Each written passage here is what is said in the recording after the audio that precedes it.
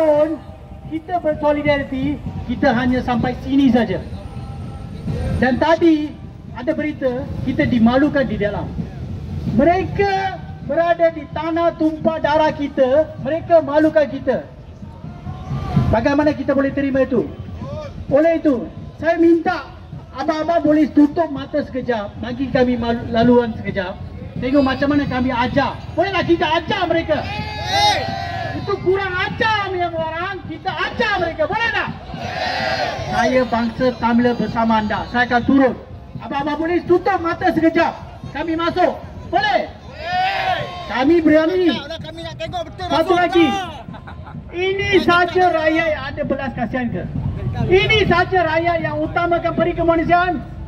Mana rakyat? Kita ada 32 juta rakyat.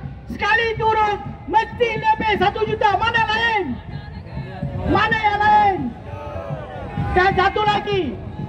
Ini macam perjuangan satu kaum, satu agama. Bukan. Betul tak?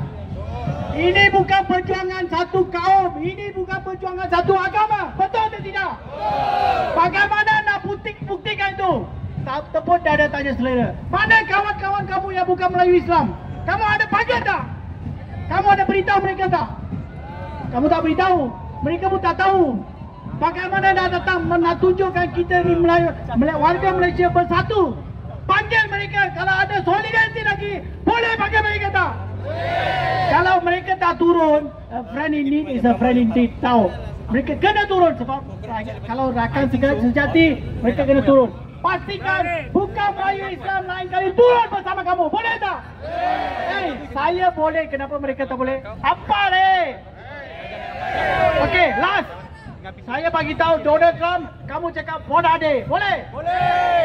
Donald Trump. Boleh. Donald Trump. Boleh. Donald Trump. Boleh. Bonade. Cakap. Okey. Tanpa mengingatkan masa, saya menyebut